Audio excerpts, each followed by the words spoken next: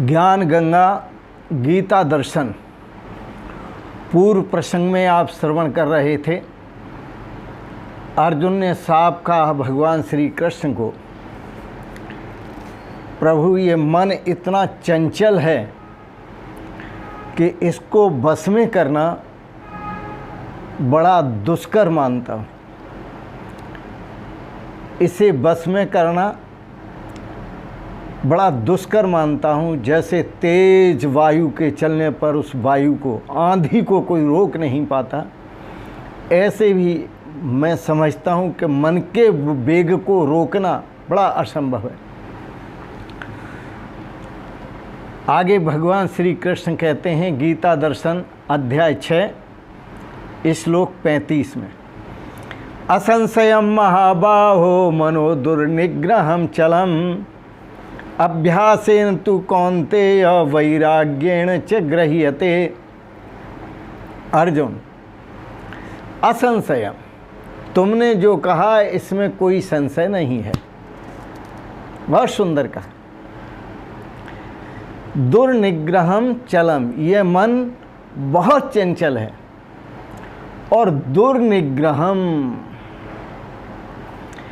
यह जो मन है बहुत चंचल है, कठिनता से बस में होने वाला है, लेकिन बस में तो होगा। भगवान ने अपनी बात कह दी। ऐसा नहीं है कि मन बस में नहीं होगा, बस में होगा, लेकिन कठिनता से बस में होगा, क्योंकि यह मन चंचल है। अब कठिनता से बस में होगा, उसके लिए क्या करना पड़ेगा?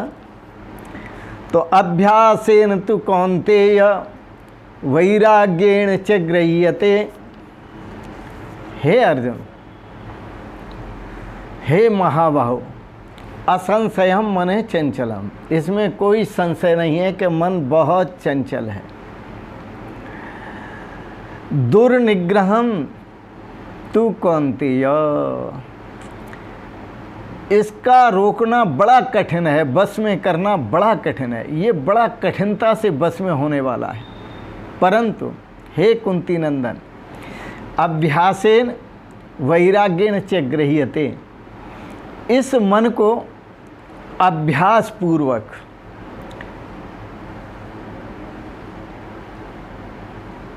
अर्थात परमात्मा के स्वरूप का चिंतन बारंबार करो, संत महापुरुषों का सत्संग बारंबार करो, अच्छे संतों का सत्संग करो। स्थिति के लिए बारंबार यत्न करने की ज़रूरत है, उपाय करने की ज़रूरत है। तो अभ्यास से और वैराग्य से यह मन बस में हो सकता है, हो जाता है मन। सुनो, एक तो यह है कि ब्रह्म लोकलो भोग जो चाहे सबन को त्याग, वेद अर्थ ज्ञाता मुनि ताय कहत बैराग। ये लोक और परलोक के जितने सुख भोग हैं, सब भोगों को दुखदाई समझो, और आगमा अपायने आने जाने वाले समझो, जन्मने मरने वाले समझो।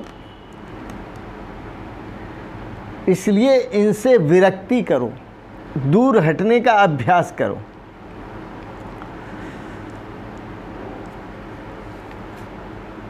और इस बात को समझना पड़ेगा।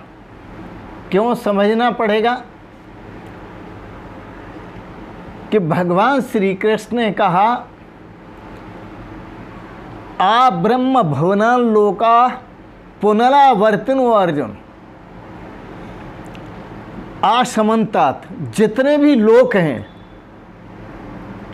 वो सभी लोक पुनरावर्ती हैं, उनसे बचना है। और बचने के लिए क्या करना है? अभ्यास। अभ्यास क्या करना है? भगवान के नाम का चिंतन सुमिरन करना है, भगवान के गुणों का स्मरण करना है, भगवान के गुणों का श्रवण करना है, स्मरण करना है, भगवान के नाम गुणों का संकीर्तन करना है और मनन करना है, तथा श्वास के द्वारा श्वास श्वास प्रभु के नाम का जप करना है, जो सतगुरुदेव से प्रसाद मिला है, संकेत मिला है स्वर साधना का। तो श्वास श्वास में प्रभु के नाम का चिंतन करना है, श्वास श्वास में हरि भजो, वृथा श्वास मत खोए, न जाने इस श्वास का आवन होए न होए। इस श्वास का पता नहीं, इसलिए भगवत प्राप्ति के लिए पूरा प्रयास करना है। और अभ्यास क्या करना है? जो भगवत विषयक शास्त्र हैं उन शास्त्रों का अध्ययन करना है, उन शास्त्रों का श्रवण करना है, उन शास्त्रों का मनन करना है, उन शास्त्रों का पठन करना है, उन शास्त्रों का पाठन करना है, उन शास्त्रों का चिंतन करना है।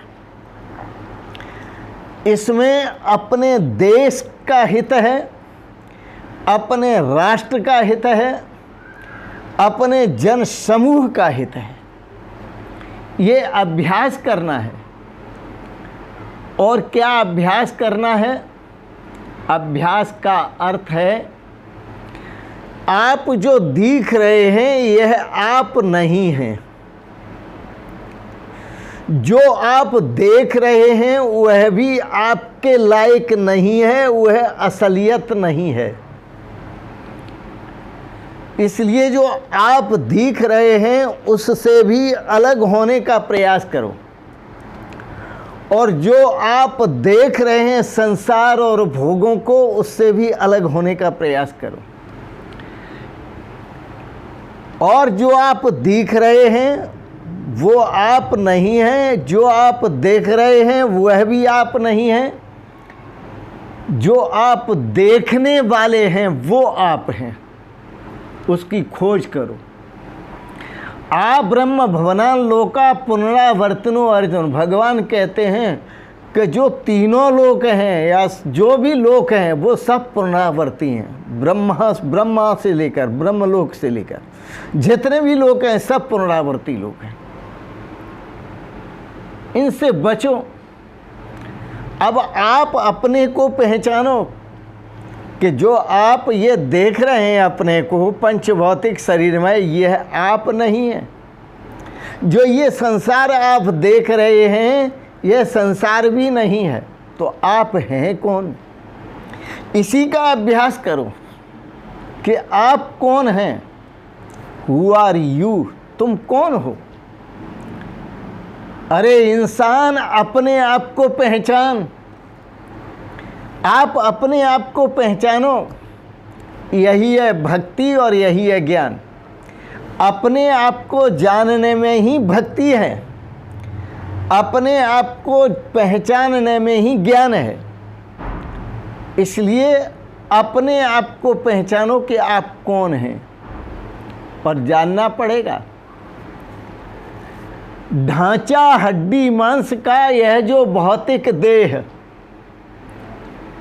किसी कवि ने, गिरधर कवि ने बड़ा सुंदर कहा है, ढांचा हड्डी मांस का यह जो भौतिक देह, अनात्म रूप तेह जानकर त्यागो सकल स्नेह। अनात्म रूप तेह जानकर ढांचा हड्डी मांस का, इससे प्रीति करते हो आप, मेले के थैले से, मेले के पिंड से। ढांचा हड्डी मांस का यह जो भौतिक देह, अनात्म रूप तेह जानकर त्यागो सकल स्नेह। त्यागो सकल स्नेह चीन क्षण भंगुर माइक। अरे आत्म से कर प्रीत, प्रीत के है जो लायक। कहें गिरधर कविराय, आत्म से कर प्रीत, प्रीत के है जो लायक। कहीं गिरधर कबीराए तेरी फिर होए न हंसी, जब चीने तीन शरीर असत जड़ दुख की राशि। ये असत, जड़ और दुख की राशि तीन शरीर हैं। स्थूल शरीर, सूक्ष्म शरीर और कारण शरीर।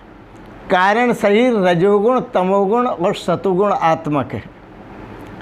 सूक्ष्म शरीर सप्तदश अवयवों से युक्त है, 17 तत्वों से युक्त है। 5 ज्ञानेंद्रिय, 5 कर्मेंद्रिय, 5 प्राण, मन और बुद्धि।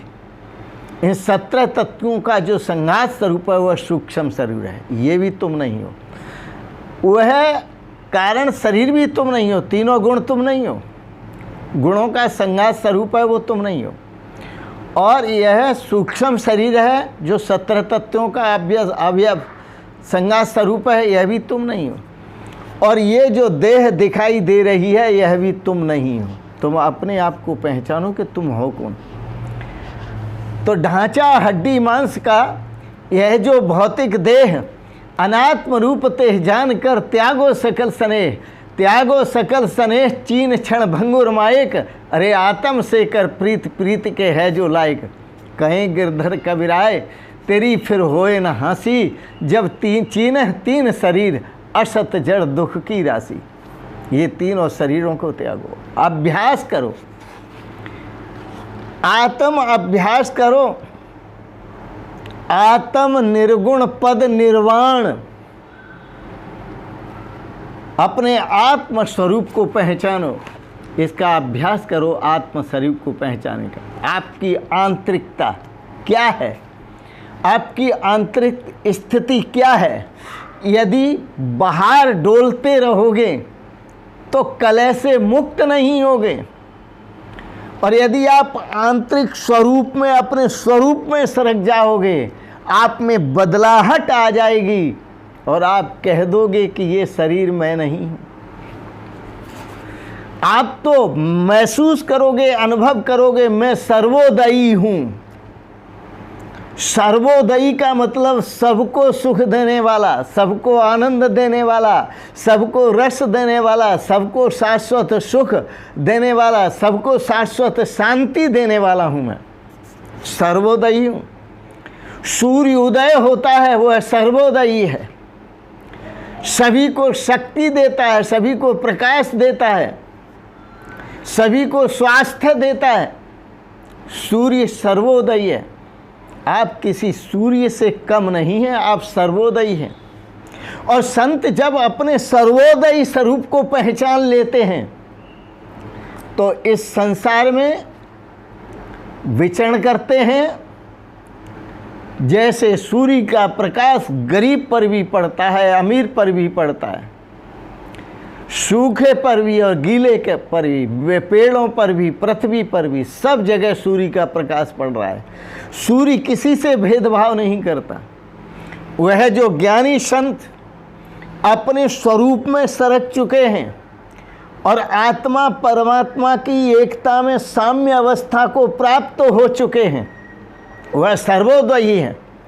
वो इस भूमि पर जो विचरण करते हैं वह सभी के हित के लिए, सर्वजन हिताय, सर्वजन सुखाय इस पृथ्वी पर विचरण करते हैं। वो सभी जनों के हित के लिए और सभी जनों के सुख के लिए विचरण करते हैं और सभी को आनंद देते हैं, सभी को सुख देते हैं, सभी को शांति देते हैं।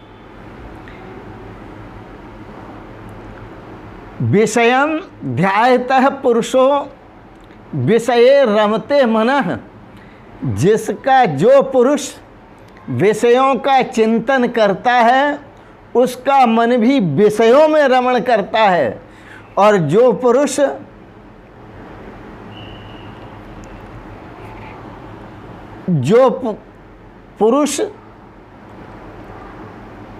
ब्रह्म चिंतन करता है, स्वरूप चिंतन करता है, तो उसका मन भी स्वरूप में रमण करता है, ब्रह्म में रमण करता है और वो निश्चित ही श्रेय को प्राप्त होता है, अपने कल्याण को प्राप्त होता है।